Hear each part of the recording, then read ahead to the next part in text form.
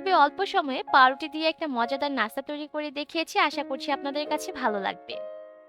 নাস্তা তৈরি করার জন্য আমি এখানে একটা ব্রেডের স্লাইস নিয়ে নিয়েছি। এবার ১ম এ এটাকে ৪ ভাগ করে টুকরা করে নিয়েছি। এবার প্রত্যেকটা ভাগকে এভাবে করে কোনাকুনি করে কেটে নিচ্ছি। আপনারা যতগুলো নাস্তা তৈরি করবেন সেই অনুযায়ী ব্রেডের স্লাইস গুলোকে করে নিবেন। এবার একটা বাটির মধ্যে একটা ডিম ভেঙে নিয়েছি। এর মধ্যে দিয়েছি চিলি ফ্লেক্স ১/২ চা চামচ, জিরার গুঁড়া দিয়েছি ১/২ চা চামচ, কালো গোলমরিচের গুঁড়া 1/4 চা চামচ, গরম মসলার গুঁড়া 1/4 চা চামচ, লবণ দিয়েছি স্বাদ মতো আর ২ টেবিল চামচ পেঁয়াজ কুচি দিয়েছি।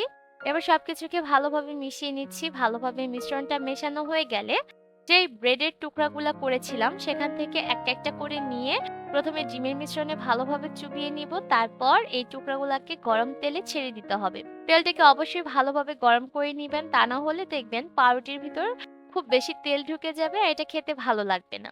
তাই অবশ্যই তেলটাকে ভালোভাবে গরম করে নিয়ে তারপর এই ব্রেডের টুকরাগুলাকে ছেড়ে দিতে হবে।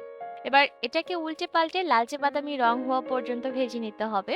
এর মধ্যে কিন্তু নাস্তাগুলোর মধ্যে সুন্দর রং চলে এসেছে। এবার এগুলোকে চুলা থেকে নামিয়ে নিচ্ছি। খুবই অল্প সময়ে এই নাস্তাটা তৈরি করে আপনারা বিকেলে চায়ের সাথে সার্ভ করতে পারেন। আশা করছি রেসিপিটা আপনাদের কাছে ভালো লাগবে। আজকে বিদায় নিচ্ছি। আল্লাহ হাফেজ।